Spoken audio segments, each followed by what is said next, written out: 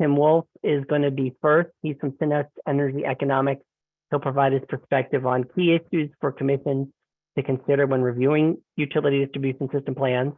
We'll have a chance to engage in a Q&A with Tim when he's done with his presentation.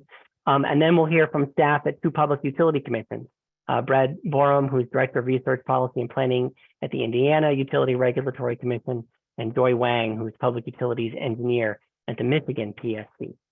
So again, I'll moderate the Q&A after Tim's presentation. And then again, afterwards, after Brad and Joy present.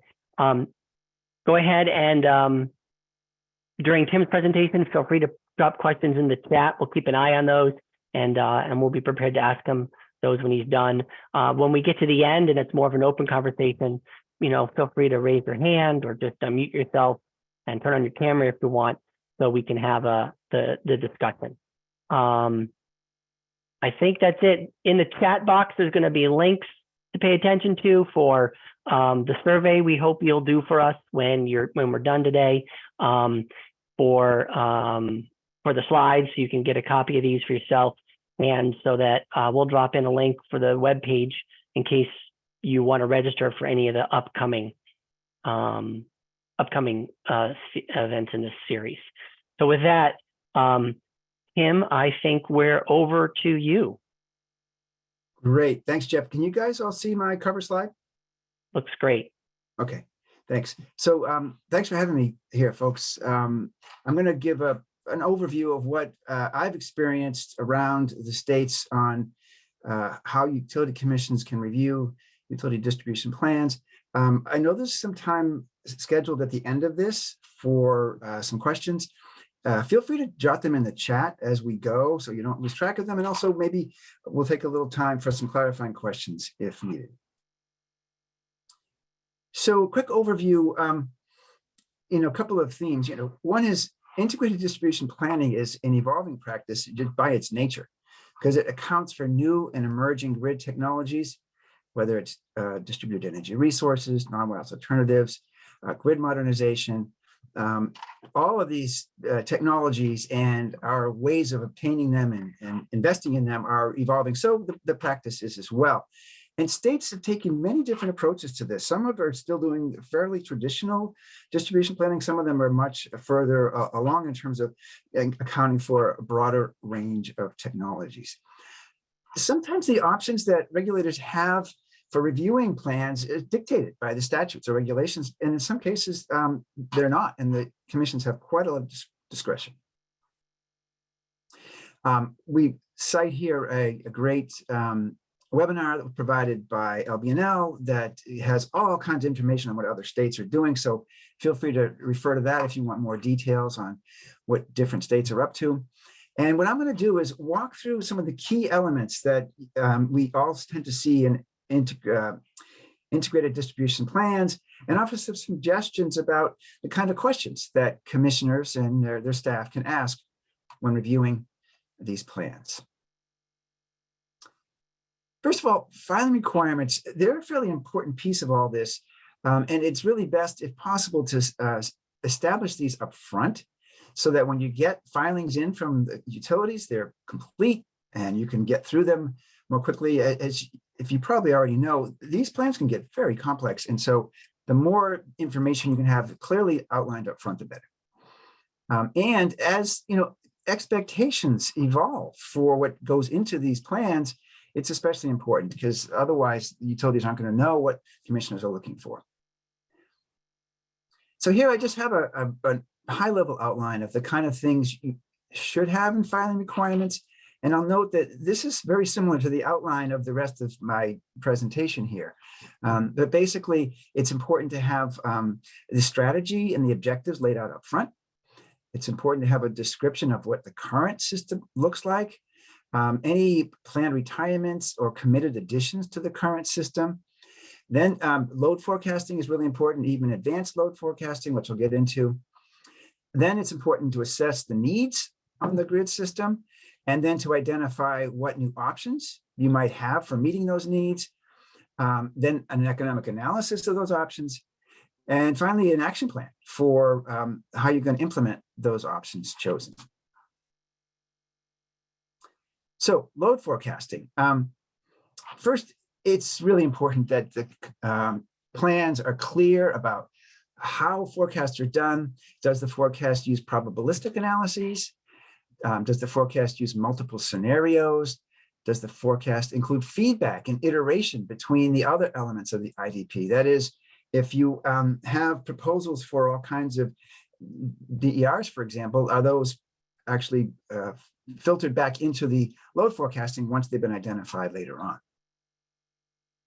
Is there consistency between the forecast in the plan and the other utility planning processes, whether it's resource planning or energy efficiency, any place where they're using forecasts? Locational details are becoming more and more important, as you know.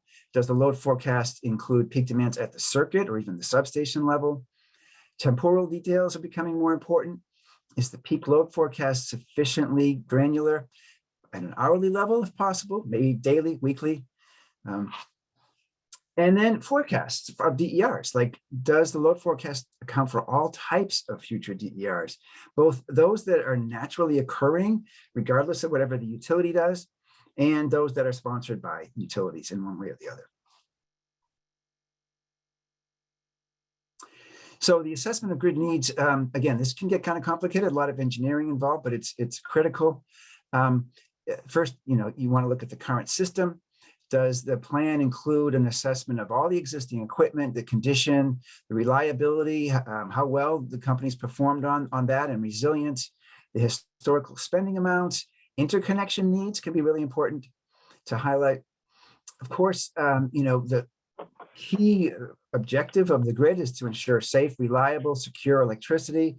Does the plan identify where upgrades might be needed for that?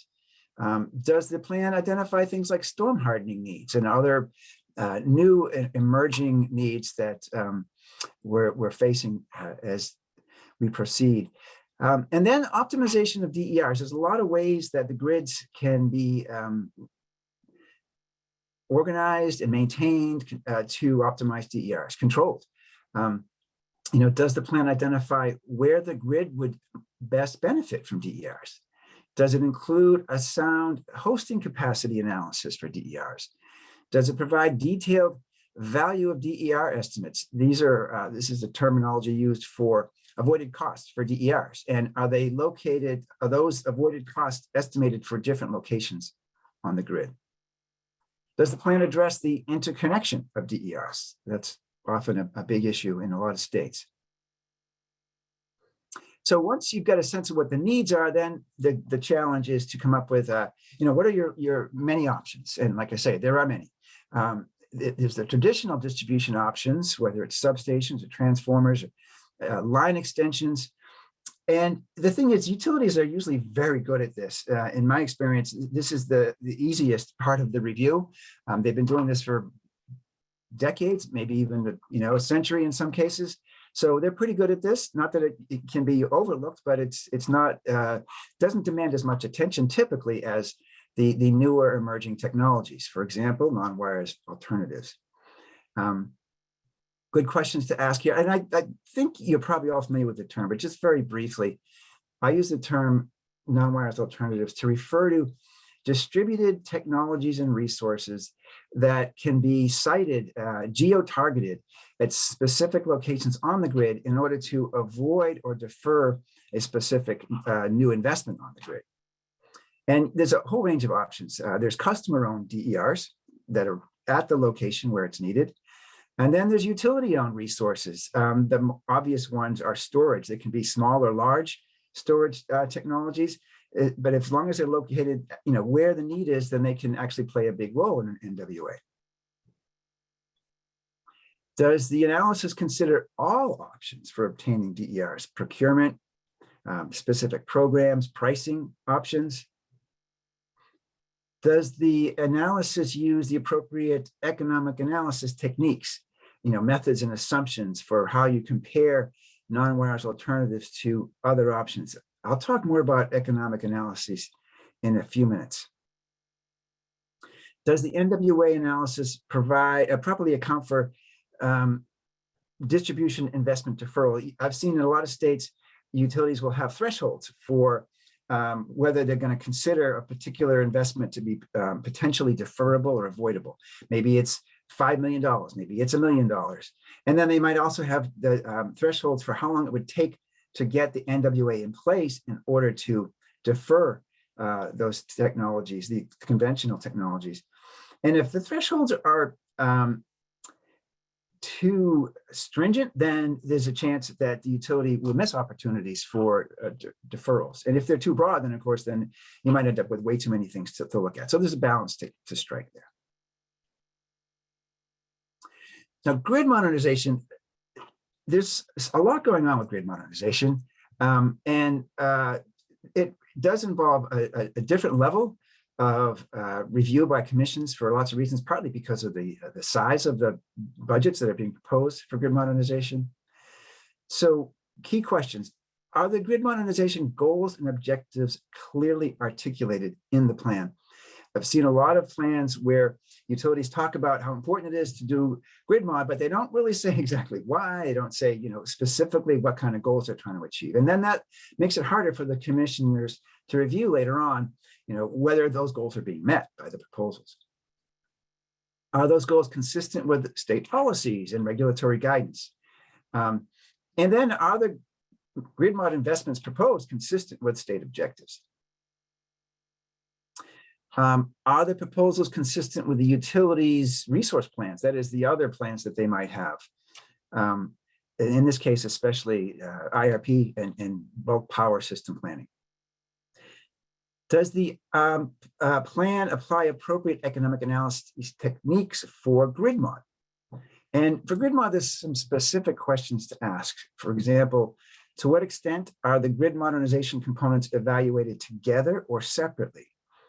And by grid modernization components, I mean all the different features that can be used either separately in some cases or combined in many cases as a whole to achieve grid mod goals. Does the economic analysis properly address the interrelated components? Oftentimes one will support another and vice versa. And so it's important to recognize that. Does the economic analysis properly account for non-monetary impacts? A lot of grid mod proposals seek to get approval without identifying some of the non-monetary benefits, and yet sometimes those are the majority of the benefits.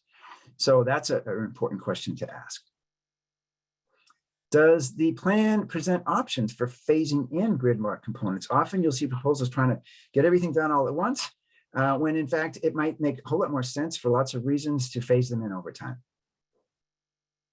And another key thing that's often overlooked is how will the utility report on its performance of the grid mod projects being proposed?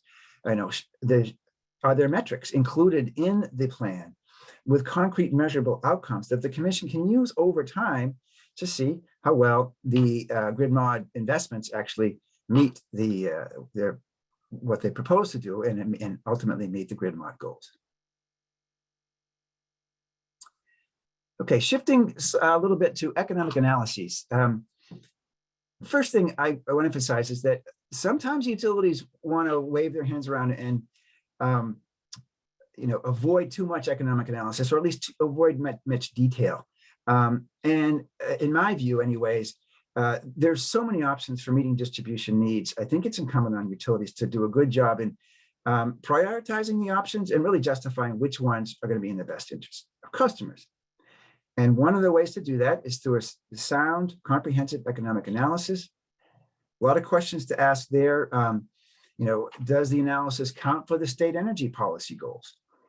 Does it compare new resource options consistently with traditional options?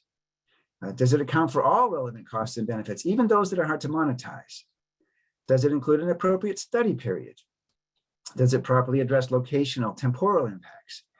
Does it address relevant costs and benefits symmetrically?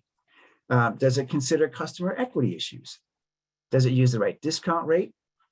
Does it include the separate assessment of rates, bills, and participation to help with equity questions? And does it properly document assumptions, methods, and the results transparently? One more slide on this. There's two main techniques that are used for economic analysis of integrated distribution plans. There's least cost best fit technique, and then there's benefit cost analysis. And they're similar in a lot of ways. But the key difference is that, well, first I'll say where they're similar is that the costs are included. In both cases, you get the best estimates of cost that you can get. That's a good starting point. And the costs are the easy part in general because they have options that they look at. The benefits is where they differ. In least cost best fit, the whole approach is that there's an assumption, a presumption actually, that the benefits are that the particular investment is necessary. It's needed for reliability, safety, or whatever. And therefore, you don't have to quantify the benefits because you know it's necessary.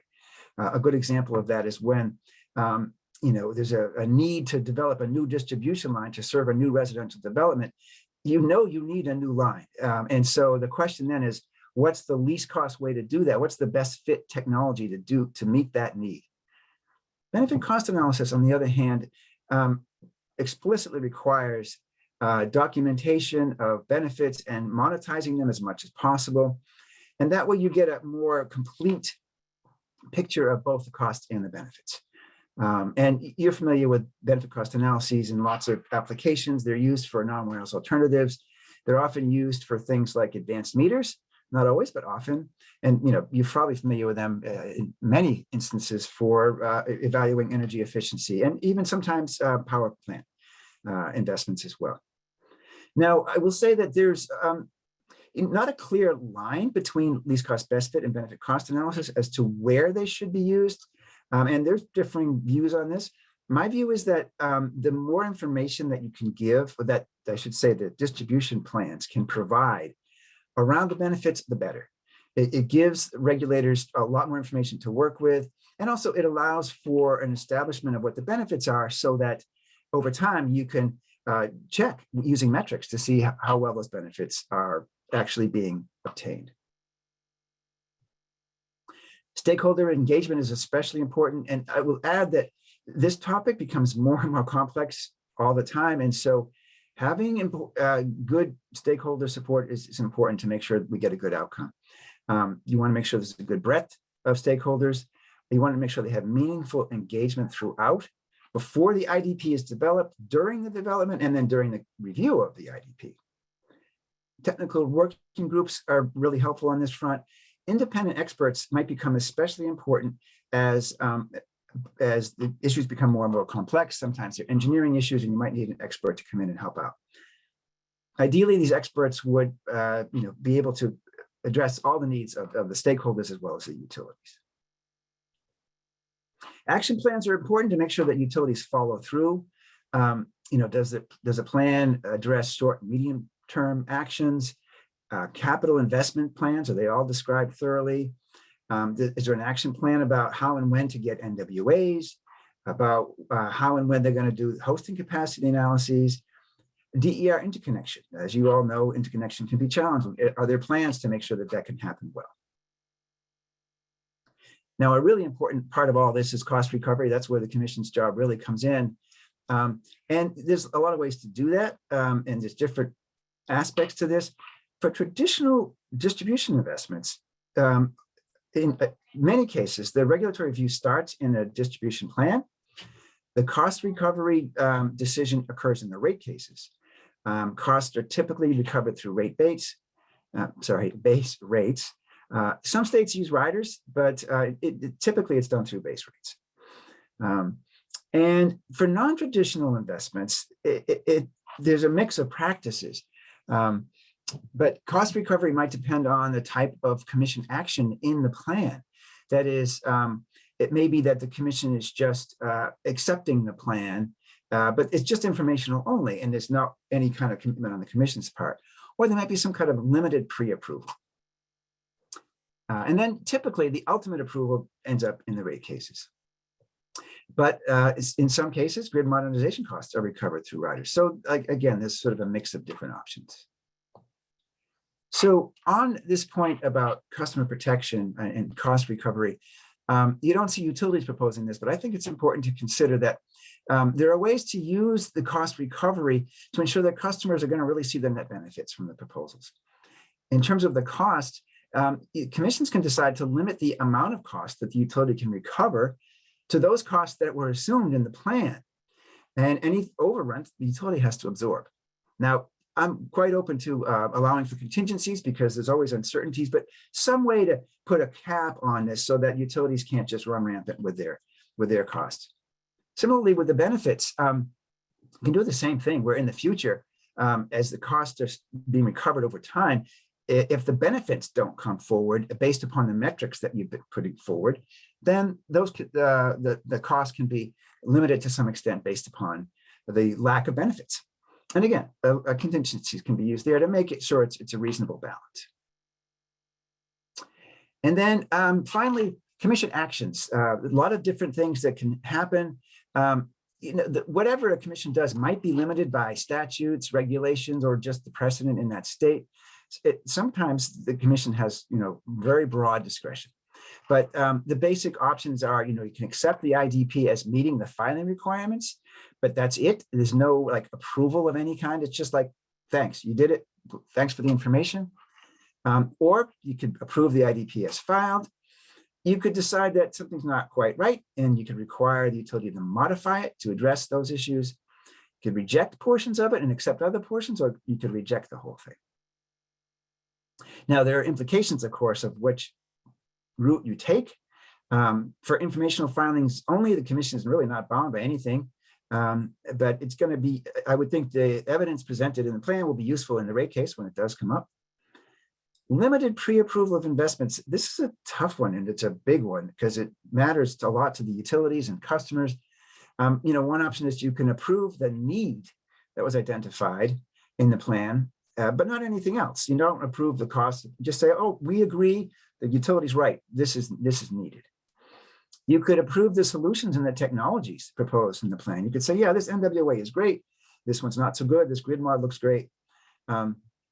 Another option is you could approve the economic assessment, and you could say, we agree that the benefits and costs or the benefits of this proposal exceed the costs, and therefore we sort of accept that. It doesn't mean that that the cost recovery is guaranteed. The utility still has to come forward in the rate case and demonstrate that they would implement the programs or the investments according to those costs and benefits that the commission approves.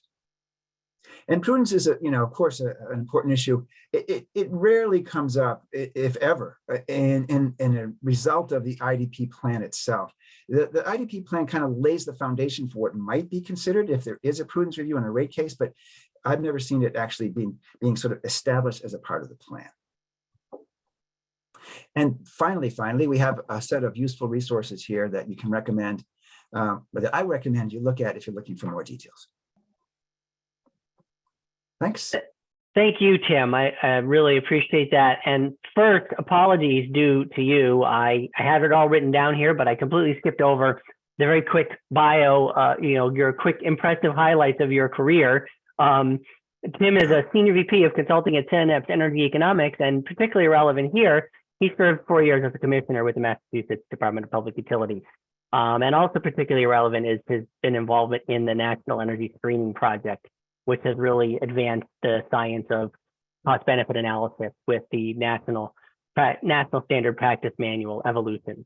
So thank you, Tim, for sharing that all the expertise you've developed in those areas and more. Please send in your questions into the chat. While I'm waiting for some from you from the floor, I have a couple if you don't mind. Sure. Big picture, there's kind of a couple dimensions I'm seeing. There is integrated distribution system planning, which we could say is distinct in some ways from traditional distribution system planning. And there's a variety of things that we might be investigating, whether it's a traditional distribution system investment in poles and wires, whether it's a non-wires alternative, or whether it's a grid modernization investment. Can you help sort of place those pieces in relation to one another? I think I have an understanding of, where as you go from traditional planning to integrated planning, you're bringing in more of those other pieces beyond just poles and wires. But can you sort of tie that together a little bit, please? Sure. So the way I would put it is like all distribution plans that get filed with the commissions should, at a minimum, look at traditional distribution investments and the reliability issues, right? The safety issues, resilience, all those important things. And that's sort of foundational. And there are probably some states that just haven't been pushing forward much for whatever reason on DERs or non-wires alternatives or even grid mod. And therefore, that's all they need to do. That's all the commission's asking for, the legislature, whomever. Those states are shrinking. And over time, more and more states are just adding more technologies to make sure that the conventional distribution planning process is robust. And so typically the first thing that's added are non-wires alternatives, where they're just kind of an obvious option to traditional resources. And many states already have activities going on around energy efficiency or distributed generation that they can then just pull into the integrated plan. I would say grid mod's a little different because of the magnitude of the investment, and they are somewhat different in that the grid mod, some of them are more optional. I think there's probably differing opinions about how much it's optional or not, but I think that's the heart of why that's so different.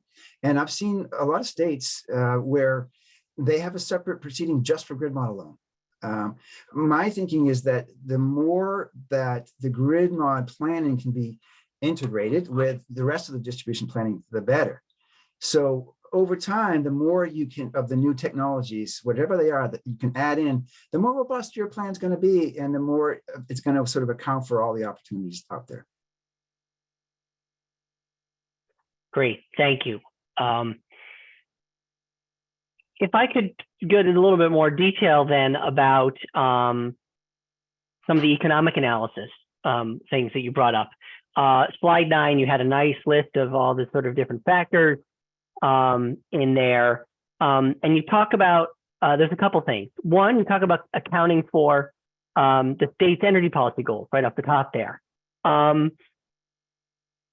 Can you explain how could you incorporate an energy policy goal into an economic analysis? Can you give us an example of that? Yeah, and there's a lot more behind each one of these bullets, but in this case, the background is that each state should use a cost-benefit test. You're probably familiar with the term the test, whether it's a utility system test, total resource cost test, a societal cost test. Either way, there should be a predetermined, clearly defined test that's used. Some states tend to err on the side of just focusing on utility costs only because that's how they've done distribution planning forever. Other states, though, are looking more at this from a societal perspective because now we're looking at ways to reduce carbon emissions and more. So what this first bullet means is when you come up with your analysis and your test that you use to compare one resource versus another, that analysis should be consistent with your energy policy goals. And if your state has some very clearly defined goals around reducing carbon emissions, then you probably should include carbon emissions in your test. Otherwise, you're going to miss that in your analysis. That's really what that's all about. And the other thing is that the test that's used here should be consistent with the tests that are used elsewhere. So it wouldn't make any sense to use a societal cost test, say, when you're looking at energy efficiency, and then use a utility cost test here, because then you're not going to get the right kind of energy efficiency in your NWA. So the consistency is really important here. Great, thanks. And we've got a question from the floor, and I think it ties into this conversation here about cost effectiveness and cost benefit tests. And this is interesting. It's with respect to benefits that might be difficult to monetize, right? It's something that we forget, for example, that we feel like we know is there, whether it's reduced air pollution or impact from a particular facility, if we're considering doing a non-wires alternative as opposed to building something, but it might be difficult to figure that out. Is there any way that rate design could be used to sort of drive the behavior to capture those benefits. And then sort of, I guess, if you feel like you can do that, that gives you a sense of what they're worth. It's kind of an interesting take on it. To use rate design as a way to encourage customers, and then you observe their response to see their willingness to pay, for example, for a particular thing. I think that's an interesting option. I think it's, first of all, that, as I said earlier, all options for obtaining DERs should be considered, and pricing is one of them. So rate design falls into that category. What you're suggesting, I think, is a kind of a clever way to, over time, monitor how this goes and see how those rate designs might affect, provide information about customer willingness to pay, which is great. So I wouldn't rule it out. I think, though, where I was going with this bullet, and I thought you were going with your question, so I'll just take a minute on it, is that there are a lot of difficult to monetize benefits, especially for grid mod. There's just many, and utilities will make a long list. But the thing is that once you start digging into it, there's typically are more options than one might think. And also, even if you can't monetize it right away, the commission can establish the basically the mandate for the utilities to find ways to do so. I recall years ago, most states wouldn't accept avoided distribution and transmission costs as a benefit for energy efficiency because they didn't know how to monetize that. And now it's standard practice. So those kind of things need to evolve over time. The way to deal with it is not to just ignore it and say that it can't be done. The way to deal with it is come up with an action plan for making it happen. And in the interim, there's no reason that utilities can't identify the benefits as discreetly as possible, as concretely as possible, and put in quantitative information if they can. Number of lives saved from safety measures, number of outages avoided under resilience benefits. So there are ways to provide the information even if it's not entirely monetized. That's great. I appreciate you're giving a couple examples there, because that was kind of be my follow-up question, which was, some examples of some of these non-monetary benefits, or at least and not immediately economic benefits. They have a value, as you say, but they're not immediately economic. Because you also noted that in some cases, you could have a substantial portion of the benefits could come from these non-traditional ones. So if there's another example or two you can toss out there, great. If not, I'm happy to go to the floor for additional questions. Again, you are welcome to just jump on and stand up virtually and share your question or comment with Tim. We have a few more minutes for that before we have to move on. While people are thinking, I'll answer your question. So off the top of my head, the impacts that utilities are reluctant to monetize are sometimes reliability, because we all can quantify that in terms of the metrics you're familiar with, like safety, but then putting those into monetary terms, it can be done. And LB&L, in fact, can tell you all about that. They have models to help with that, but it is challenging and there are uncertainties. But anyways, that's a big one. Resilient is another big one. Safety is one. Oh, another one is utilities will kind of say, oh, this grid mod investment is going to do a great job in helping to interconnect and support new DERs. But then you see nothing after that. And I would like to see utilities put forward more concrete information about, which kind of DERs, how is it going to help, so that it's not just waving your arms around, but it's really telling the story about how the benefits are actually going to happen.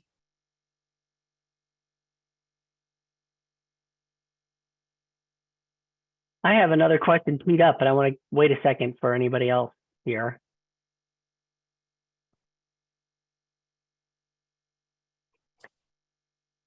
So my question is, what about how much of this could be applicable to our thinking about the gas distribution system?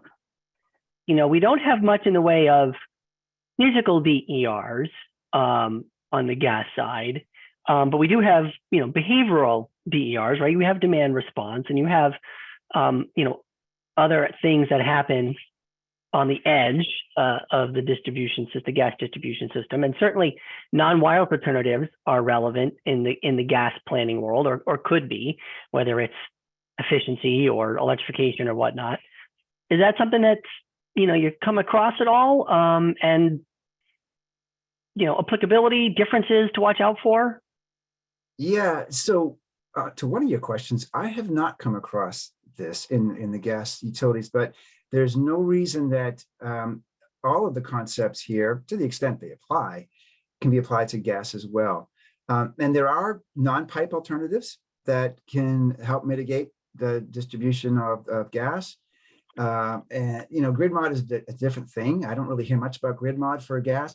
And there are some challenging goals in the gas industry, especially when you're looking at decarbonization. And so those kind of need to be factored in. And if a gas utility is not putting that down in some kind of a plan, then they're probably missing a very important goal.